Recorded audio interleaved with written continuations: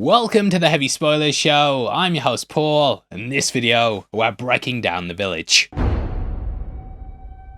So if you guys checked out our science breakdown, you'll know I have a lot of love for that movie. Sixth Sense, Unbreakable are all classics, but The Village was always a weird one. Those first three M. Night films were absolutely brilliant, but I felt this was where things started to fall apart. However, it's always been a movie I've been interested in. I think whether you love it or hate it, everyone can agree there's a lot to talk about. That's something I've always applauded the director for, and say what you want, but he at least makes interesting movies. Normally he'll take a great concept and then either sink or soar when it comes to the execution. I feel like The Village is a great example of M. Night at his best and also at his worst. So throughout this video, we're going to break it all down and go through all the hidden details that you guys might have missed. I'm hoping that I'll get a new appreciation and at least see it for more than its reputation. Hope you enjoy going through it too, and if you do, please hit the thumbs up. With that out of the way, thank you for clicking this. Now let's get into The Village. There are secrets in every corner of this village. Now obviously, the first thing everyone talks about with this movie is its twist. I feel like this was at a point where M. Night had kind of, painted himself into a corner, and now people were expecting him to do one. Though Signs doesn't really have a twist beyond like the water-harming aliens, he was still very much seen as someone who part of the fun of his movies was fooling the audience. However, I think when you set that as a standard, then you kind of run into issues. If you set it so that audiences suspect a twist, then they're gonna be actively looking. Now because of that, you then have to do something even more unpredictable, and that can often lead to the twist being stupid. I'm someone who always thought it might have just been better if we'd got a movie about a Victorian village surrounded by monsters. But we don't, and in case you haven't seen the movie because you've been living in your own Victorian village, then here's a bit of a rundown for context. We join a group of 19th century settlers whose village is tormented by monsters that surround it. However, as we learn, it's actually modern day, with this commune all being enacted by the elders. Formed by Edward Walker, he met several people at a grief counselling session who'd all been through some trauma in the real world. Realising that things had gotten too rough, they decided to return to a simpler time. Edward had come from a rich family and had purchased a wildlife reserve. What do you know about your grandfather? He was the wealthiest man in the towns. They set this up to be a no-fly zone and have managed to keep the unaware villagers inside using the monsters. Name those we don't speak of. I thought they were referring to Screen Crush. Shut the f*** up, Ryan Airy! Now there are a couple of subtle clues to this throughout the movie. Early on we can see some bundt cakes stacked up on a rack. The bundt cake itself wasn't invented until the 1950s, so that's a small little clue. I know you guys are master bakers. At the 25-minute mark we can also see a lot of lampposts lining the forest. These wouldn't become prevalent until the 20th century, so it tips off an audience on a second watch. A lot of the wooden furniture also appears like it's being cut using mechanical tools. The joints and edges appear too fine to be done with tools that people had at the time. We will talk about the more obscure ones that I wasn't able to fully confirm later, but there's definitely a lot of things that didn't exist in the period. Anyway, we open the movie with thick tree branches against a grey sky. This presents us with the shades of grey that the movie chooses to operate in. Forests and woods are often used as a way to imply we don't have the full picture. For example, the phrase, "you can't see the forest for the trees." This means someone's too focused on the details to realise the entire situation. So thematically, it's a great way to start off the movie. Originally, this would have also tied to the title too. The film was initially called The Woods, but MGM was already in the middle of making one with that name. Though that was released in 2006, the team here thought it'd be better to rename it. Personally though, I feel it works better and it adds to the idea of an isolated village. So as we head into 2025, you want a news organisation you can trust. Staying up to date with things when you don't know the truth can be difficult, but that's where our sponsors Straight Arrow News comes in. They report right down the middle with facts and don't push any bias or spin to fuel a narrative. The site has a wide range of topics from politics to tech, but they're not trying to make you think a certain way. They also have a Media Miss tool which lets you look at stories that are often underreported or not reported at all. On top of this, the site has an opinion section which possesses both left and right voices, so you can see things by the opposite side and then make up your own mind. Straight Arrow News are so good at delivering the news. They've been awarded by independent experts on all sides and Ad Fontes Media, who regularly assess the reliability of news outlets. They've verified Straight Arrow News as being unbiased and have awarded them with a Centre rating, and balanced certification. We're just coming off the back of a big election in the US and one earlier in the year in the UK, with reports coming out constantly. Stay on top of it without the bias of spin by going to Straight Arrow News. Go to san.com/spoilers to check it out. You can also subscribe through my link.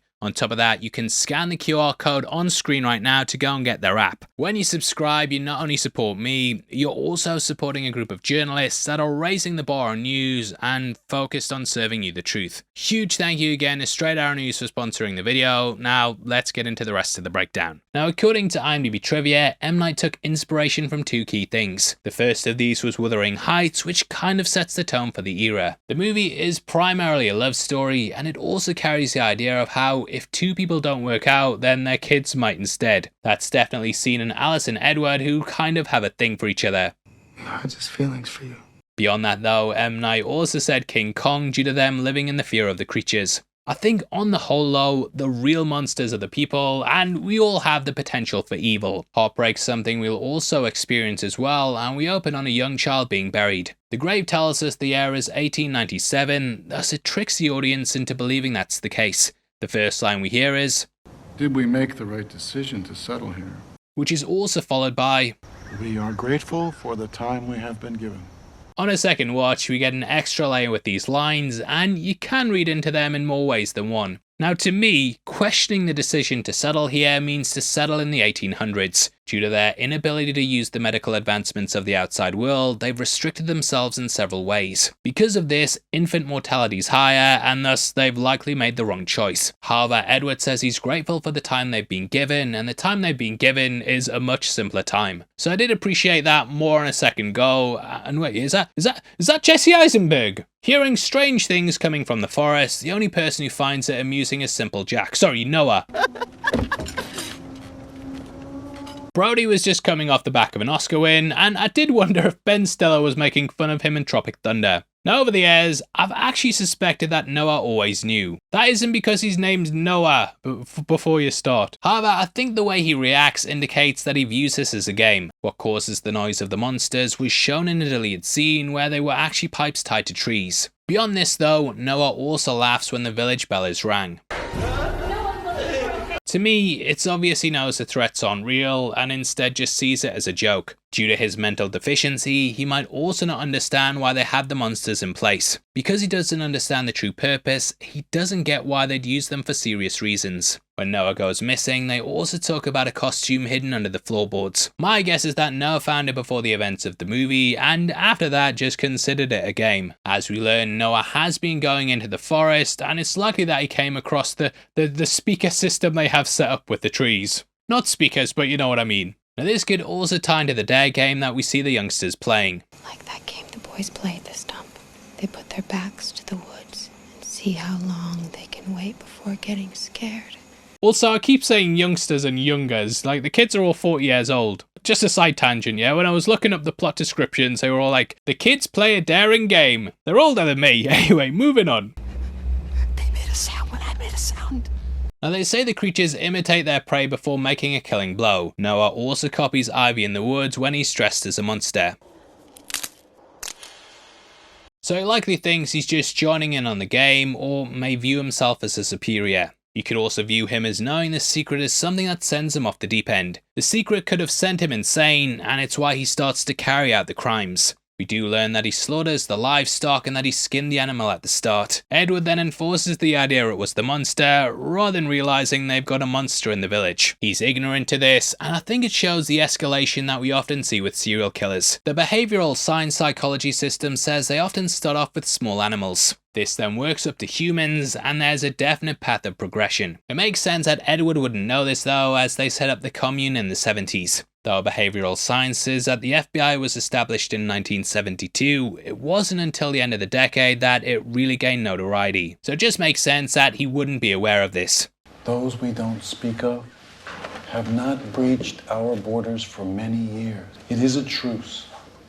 Edward says that they don't go into the monsters' woods, and the monsters don't come into the village. They don't threaten the creatures, so the creatures don't threaten them. However, we do see a reflection of a red cloaked figure in some water before the animal's found. This seems to be dancing at first, and it adds a clue to it being a person. This shot is later mirrored at the end of the movie when we have a similar shot with Ivy and her cloak. This is clearly Noah, and later on when we see his costumes hidden away, you can also catch animal bones around it. So it hints that this has happened for a while, and now Noah's starting to escalate. However, at the meeting, I did notice Sigourney Weaver's character Alice is knitting something. We can't show a dead animal because of YouTube censorship, but the fur on its head does look similar to what she's knitting here. So hey, maybe she's just recycling. Either way, Will pointed out how Noah works as a perfect opposite to Ivy. While he's not mentally sound of mind, he's physically strong and dominant. On the flip side of this, Evie's weakened due to her disability, but she's strong of mind, so they make a great hero and villain. The name Ivy Walker also has a double meaning, as Ivy's a strong plant that grows over walls. When Ivy later climbs out the village, she has to scale a wall that's covered in ivy. Her surname being Walker, well, you get the idea with that because she has to walk out the woods. Film analysis there. Now, Ivy being blind thematically plays into what's going on with the village. Her peers are unable to see the truth, and they're blind to the fact of the time they really live in. The monsters themselves also represent the dangers of the outside world. At one point, one of them could sweep in and kill anyone in the village. All of the grieving elders had lives that were rocked by random events, which seemingly happened without any reason. The elders themselves also represent common trauma responses, but they've taken it to the next level. The stages of this are mapped out in several ways, and I'm not smart enough to go into all the psychology. However, normally the response to a violent attack is fear, which then leads to isolation. This is what they carry out, them isolating themselves to the village.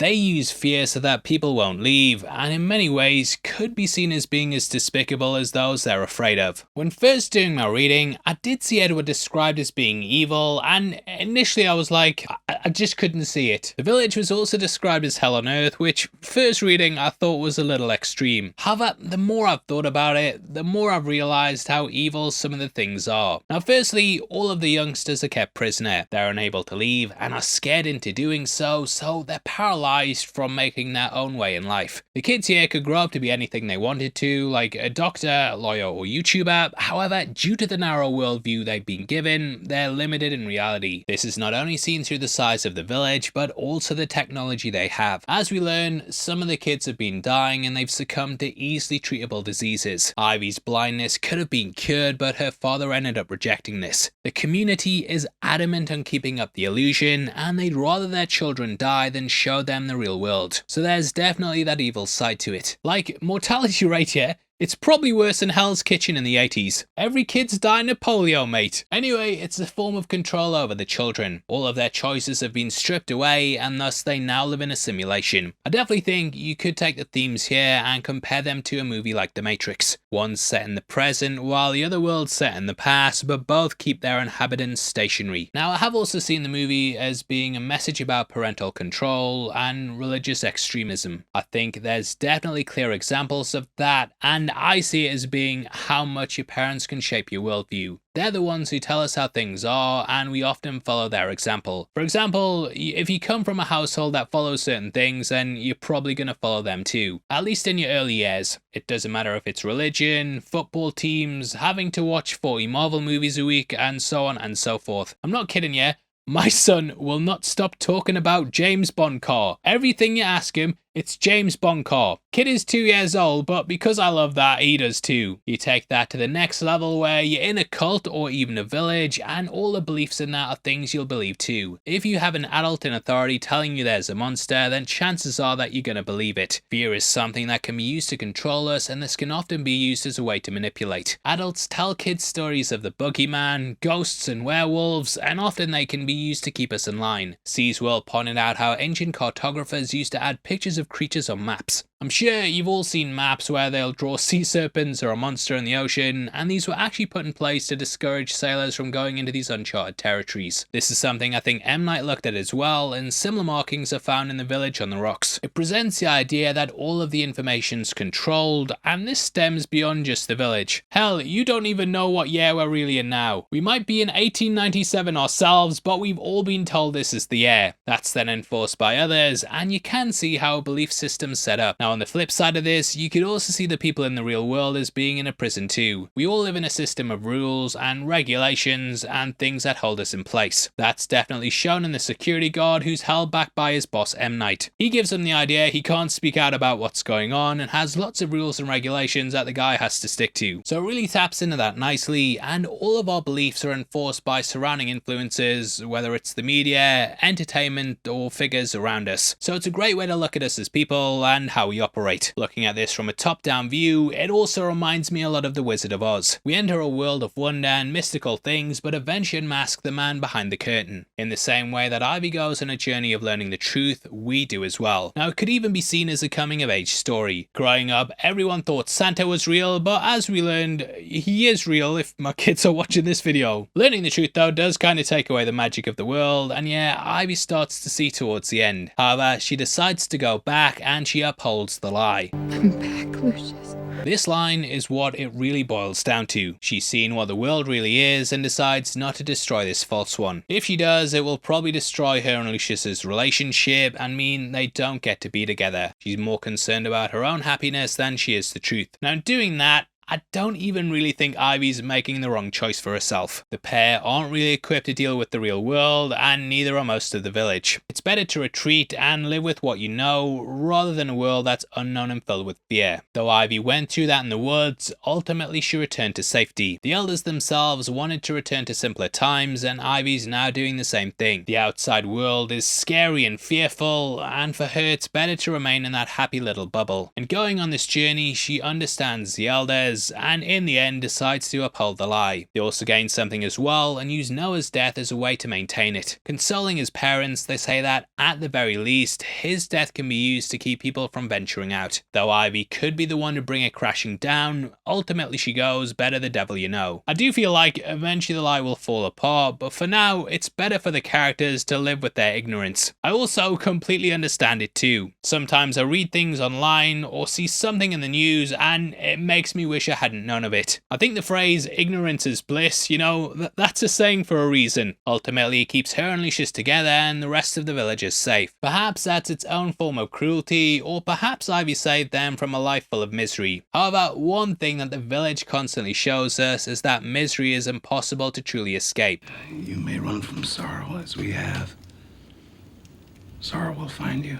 At this point, August also looks at a black box, which as we later learn has things from his life before. Black boxes symbolically show documentation and records of a journey travelled, so it makes sense to use it in this context. It also plays into the idea of locking things away. Whether this is painful memories, the monster costumes, or whatever, it's all done for this reason. Also, after seeing Brendan Gleeson and Joaquin Phoenix in Joker Folie d'Or, it's a bit weird going back to this scene. Don't watch that bit in the bathroom, mate. Now throughout we see the elders constantly grieving for what they lost in the outside world, and the village also falls to the same corruption. Lust is commonplace, there's jealousy, hate, and eventually all these issues arise. So though the ending could be seen as being something that will uphold the lie, we know that the darker parts of humanity will still show up. Like, I do kind of get it as well. If there was an Amish community that perpetually lived in 1995, I'd probably join it. Bit of Nintendo, Batman Forever's just come out, Dumb and Dumber, no social media though. It sounds like a hip rad time. Cowabunga! Now throughout the intro we get lots of establishing shots in the commune. M. Night had to have the entire thing built up with them finding this vacant plot of land using helicopters. The crew took 11 weeks to build a set, with there being 300 members of the construction team. The designers also looked at the work of Andrew Wyeth and based Lucius's house on his watercolor open shed. In order to add into the authenticity, the actors were also put through boot camp. This was a 19th century themed one which removed all of our modern day tech. Apparently Brody,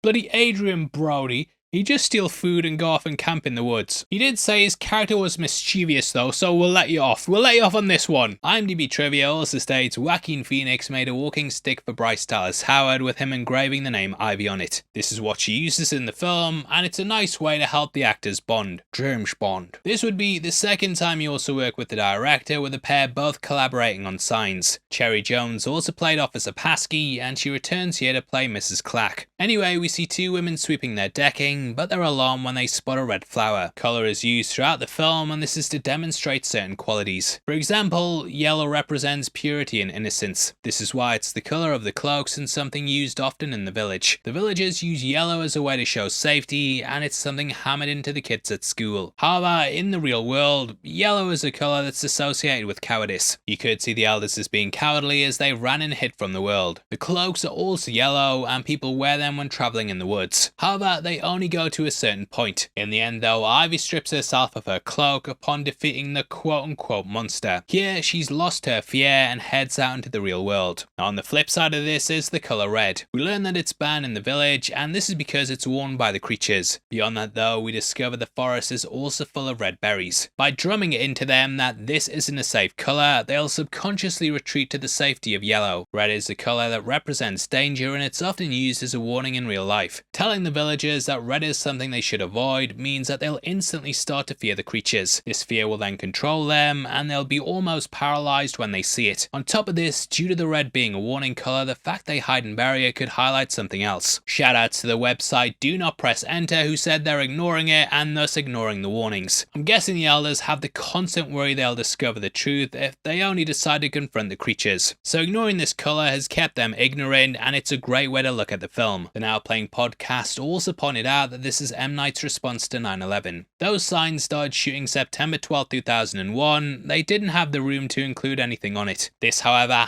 had some breathing room, and he incorporated it into the movie. Now this plays off Homeland Security, who created a color system that would alert people. Yellow was deemed to be an elevated threat, whereas red was said to be severe. Red basically means run and hide, which is how it's used in the movie. Now at the end, when the security guard arrives, we see the sirens on the top of his vehicle. This is broken up into yellow and red, with the two colors being mixed. This perfectly represents the real world and how it's a mix of innocence and violence. This is also why Ivy's a great character to have leave the confines. Due to her not being able to perceive the colors, she's not had it built into her to follow these as warnings. At one point, she talks about how she thinks she'll be safe in the woods because she won't be afraid. This ties back to a rule established earlier in which Lucius says they sense fear. Creatures can sense emotion and fear.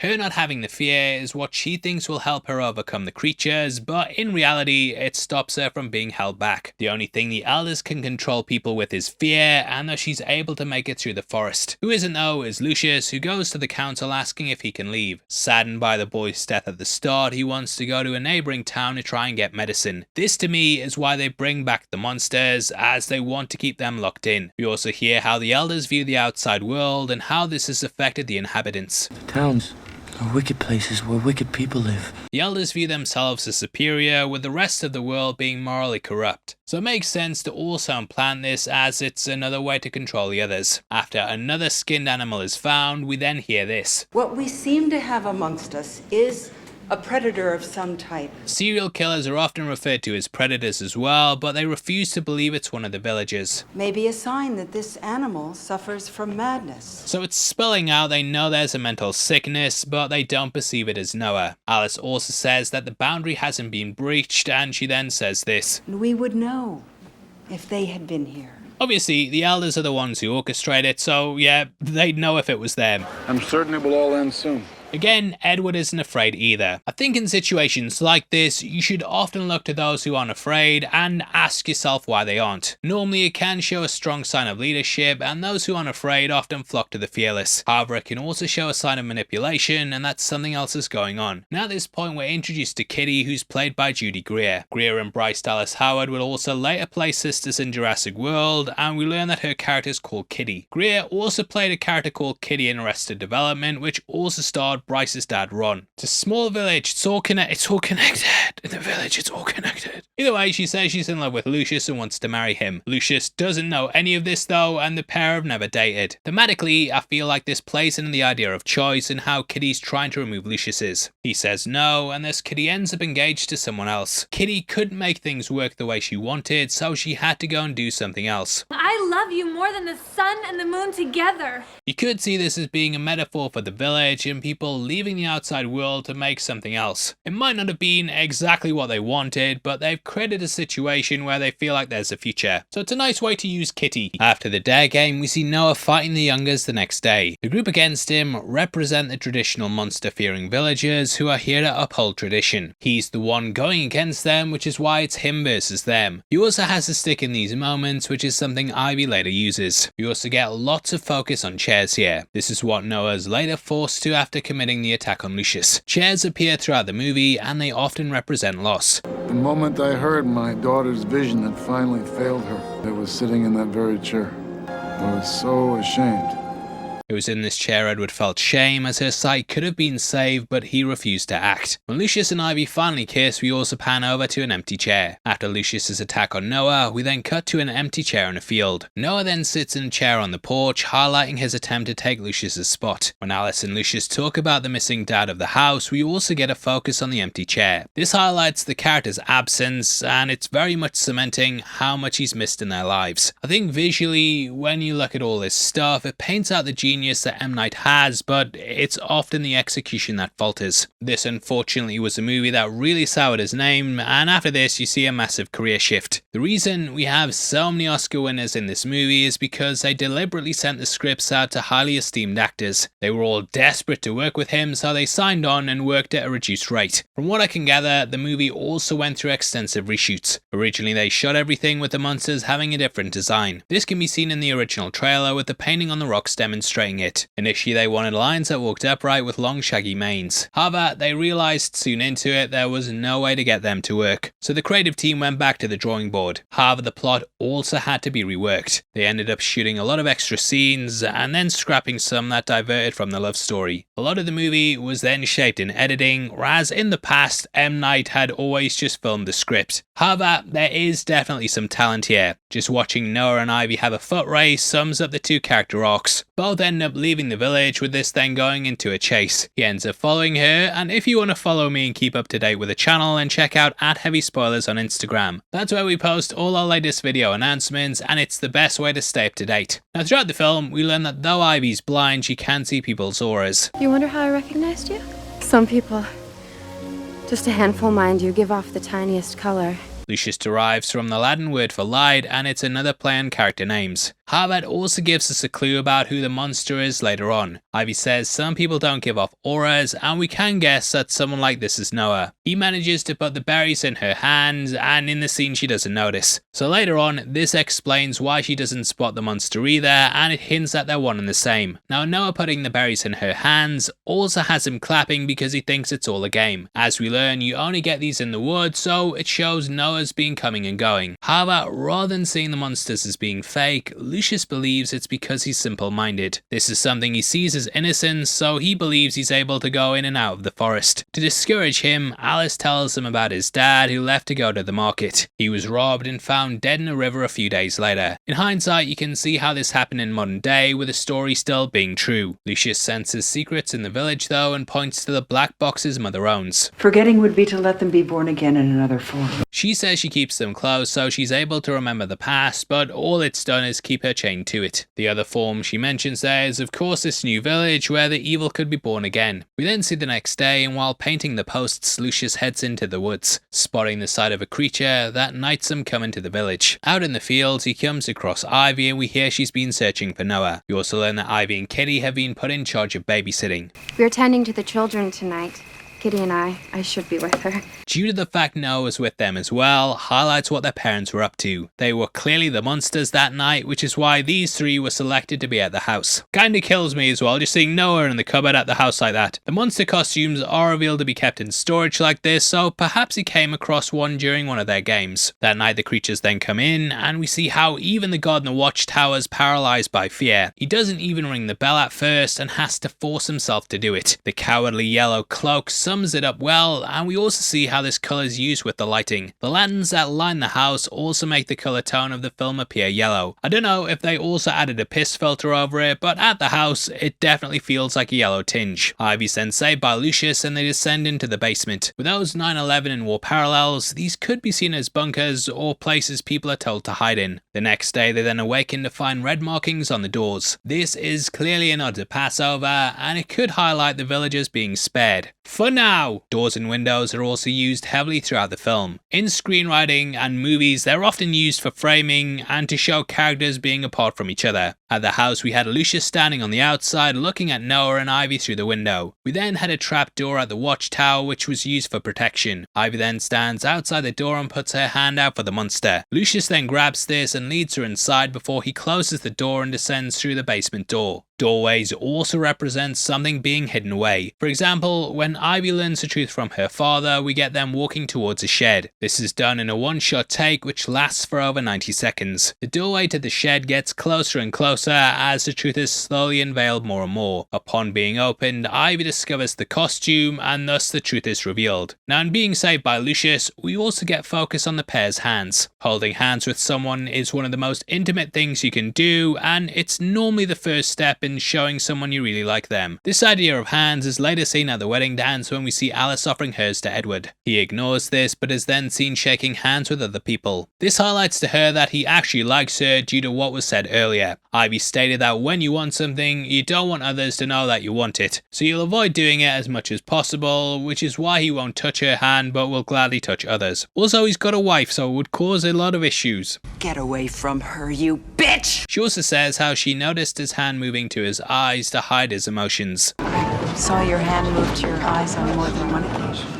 Hands appear heavily throughout, with Ivy having to feel her way through the woods. We get a lot of focus on this, and Noah dies with his claw hands sprawled out in the air. Earlier in the film, when Noah was fighting the kids, Ivy made him promise to not raise his hands to anyone. They agreed to this by shaking hands, and we had the pair framed in a doorway. After Noah stabs Lucius, we also look down and get focus on their hands. When it's revealed what he's done, he shows his hands covered in blood. Ivy also walks over to him sat in his chair after he's been locked up. This is framed in the exact same way as the handshake earlier, with the same room being used. The pair then touch hands before she slaps him, which brings things full circle from the handshake. He also placed the berry in her hands before, so it continues the motif. Ivy's hands reaching out and touching the monster claw is also how she discovers the truth. Hands and touch generally pop up in a lot of M. Night films, with touch being used to convey either emotion or information. The big twist in Unbreakable is revealed because David touches Elijah, which is done by the pair shaking hands. This reveals the truth, and it builds off the director's past work in a really good way. Another thing I noticed was how the arms are spread out with hands sprawled out wide to represent being open and willing to accept what happens. This happens most notably with Kitty when she declares her love for Lucius. The next character who does this is Jesse Eisenberg when we see him stood on the stump waiting for the monsters as part of the game. Lastly, we have Ivy in the woods who stands and does it as Noah's chasing her. This is akin to a crucifixion pose, which is also synonymous with sacrifice. Either way, at the hall the next day, Lucius is pinned as the culprit who's drawn the monsters in. Rather than scolding him though, Edward says,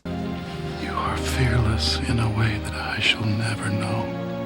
Obviously, Lucius believes the monsters are real and he was willing to still head into the woods. Edward knew the horrors of the real world and he ended up hiding away. I think this is why he admires the character rather than scolding him for breaking the rules. He's braver than he'll ever be, and offering food to the monsters, they believe this will buy them safety. At the wedding, we then get Mrs. Clack telling the story of what happened to her sister. We discover that when she was 23, a group of men took her life in an alley by her home. This makes Ivy hug her sister even closer, and I think this highlights why she does what she does in upholding the lie. She's not destroying her own happiness, she's destroying the lives of those she cares about. Wait, did she marry the stoner from Cabin in the Woods? End that marriage now! Nah, but I do think in the case of Ivy, you could also see her as not being aware it's modern day because she doesn't really see anything. All she knows is that a strange sounding vehicle came up to her, a man got out, and then she started asking questions. So you could see her as still believing they're in the time period, though she does uphold the monster of the lies, and taking that away just makes everything fall apart. Anyway, speaking of the monsters, we then hear screaming at the wedding and all are quickly let out. Ivy feels around the air with her hand and this is then grabbed by Lucius. We then cut to a shot of a lantern which is made with a mason jar. Now your boy did some in-depth research on this and this is actually a little clue. So mason jars, right, were invented in 1858 but they weren't mass produced until 1898. This was done by the Ball Corporation who patented an FC ball machine to do it. Before then you'd need a glass blower or oven on site with there not being one present in the village. So it wouldn't be until a year later than this movie takes place they'd become widely available, and Lucius, mate,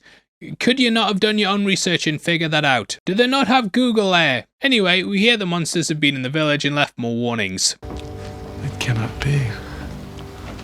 In hindsight, Edward saying this is because he hasn't ordered this to be carried out. The only person not present at the wedding is Noah, and due to the animals being skinned, we of course know it's him. That night, Ivy and Lucius then kiss for the first time. We then pan to the chair, and this technique's later mimicked when Lucius is stabbed. Huge shoutouts to Seaworld again for pointing out that this is done to mimic Ivy's blindness. Like her, we have to rely on our other senses to understand what's happening in the scene. After this, there's a lot of tension in the village because obviously there's a love triangle. Well, square. Though Kitty takes it well, we see how Noah's torn apart with jealousy. Arriving in Lucius's doorway crying, this further highlights the notion of them opening to reveal a secret. Lucius is then stabbed, which is done with complete silence. Originally they tried to put in a sound effect, but actually felt it worked better without one. The village is then told he's been found with blood on his hands, though they don't know who he attacked. Ivy then goes out looking for Lucius, which she does by putting her hand out. Upon finding him, the pair then hold hands, with her then holding his head in hers. This is framed with someone standing in the doorway, bringing these two bits of returning iconography together. Her dad sees her as being blind as something that's advantageous in keeping up the lie, as she can't tell people she went and listened to heavy spoilers. Hearing footsteps on the rooftop, they went out to investigate and claimed to see little green men. It's breaking the rules, but I think Edward just wants to keep murder out the town. This is something he views as an outside world problem, and in saving Lucius, it'll only be attempted murder, I guess. Taking Ivy to the shed, Edward then tells her about his grandfather.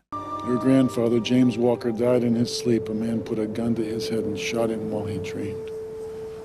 I tell you this so you will understand some of the reasons for my actions.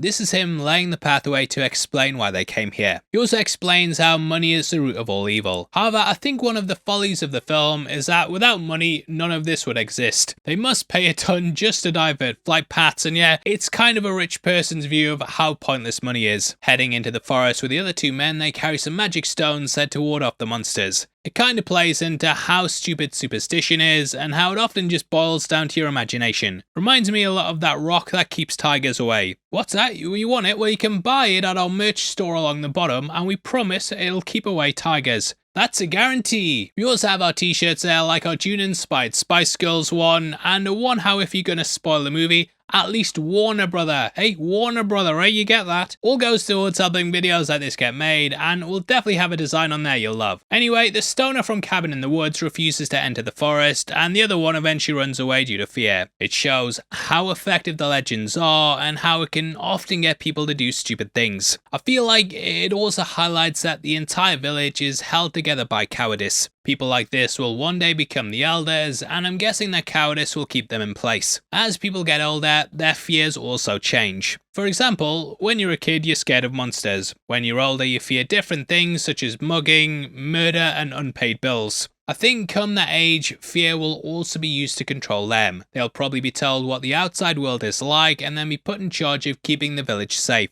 They'll then likely don the costumes and become the very thing they feared. So he goes off, but at least he leaves her with the magic rocks. Very kind of you. Now it's in this we get our first twist with them revealing the monsters are fake. At this point we don't know they're really in 2004, but the illusion starts to fall apart. Doing this early on is also something that could potentially rob the last hour of its tension. So Edward says, there did exist rumors of creatures in these woods. It is in one of the history books I used to teach in the towns. I feel like he's doing this as he doesn't know what Ivy will encounter, and potentially, if she just bumps into someone, she might still think it's 1897. Now, as we learn, Edward was a history professor, so it makes sense he'd be able to make a relatively period-accurate town. Telling Alice, we then see as he argues with the other elders, saying how he refuses to see the pain of loss in his children's eyes, he justifies it for safety. I love as he leaves the room with Alice as well, and he's framed in the doorway to show his separation from their way of life. In the end, he argues he's protecting innocence by keeping the lie of the village alive. If Lucius is murdered, it will make it as corrupt as the outside world, and thus they see it as holding up the greater good. Anyway, we see as Ivy falls into a hole in the woods. Next to this is an uprooted tree, which explains what happened. The tree was clearly stuck in the ground here, but after it tipped, it made this massive hole. Climbing out, Ivy then gets covered in mud, and first watch, I did think they were going with some Predator vibes. We then see the branches like spikes as she climbs out, which visually carry a lot of similarities to the monster's claws. Tricking Noah into falling in, Ivy then sheds her cloak and ascends the wall. While this is happening, the box is unlocked and the opening door on top of it reveals the truth. We hear the villagers' story with the context of the future and learn things like how Clack's sister's body was dumped behind a dumpster. We also get Alice's story about her husband really leaving for the supermarket. This is all over the top of the photo, which has the elders standing in their couples. Alice is just there with a baby Lucius, and we hear how Edward's father was killed by a business partner. At this point, a car then pulls up with Walker splayed on the side. A guard then gets out, and originally this was going to end the movie.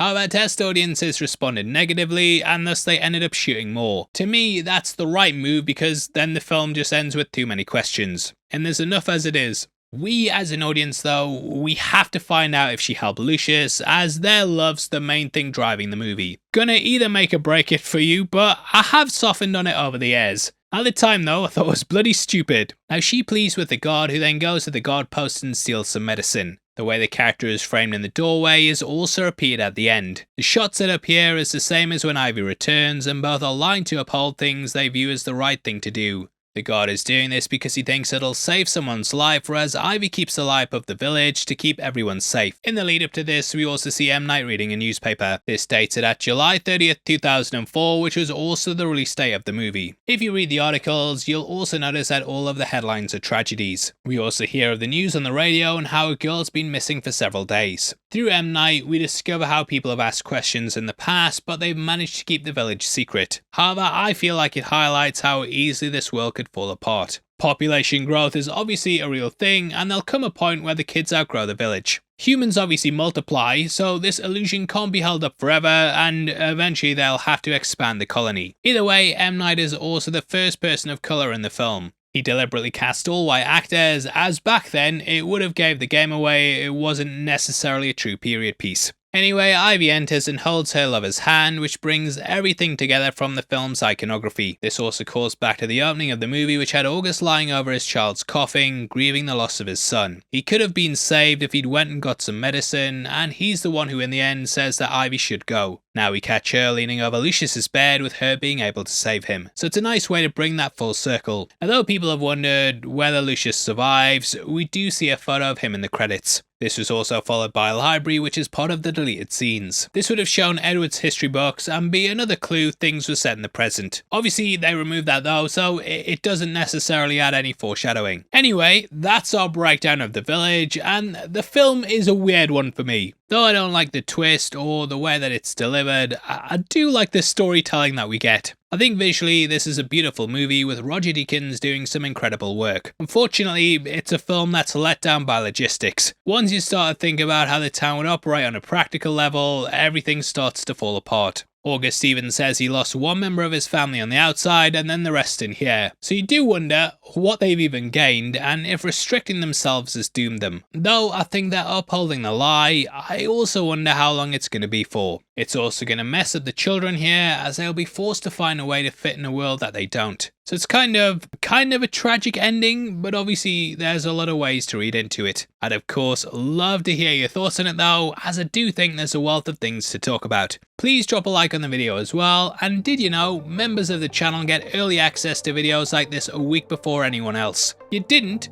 Well, all you have to do is click the join button, and for 99 cents that's what you'll get. For less than $12 a year, you'll get early access to at least one video a week and also help pay our editors for their time on these breakdowns. Huge thank you to everyone who signed up to it, and it really means the world to me. Now if you want something else to watch, you've got a breakdown of Signs on screen right now. Definitely check it out if you loved that movie, and with that out of the way, huge thank you for sitting through this breakdown. I've been your host Paul, you've been the best, and I'll see you next time. Take care, peace.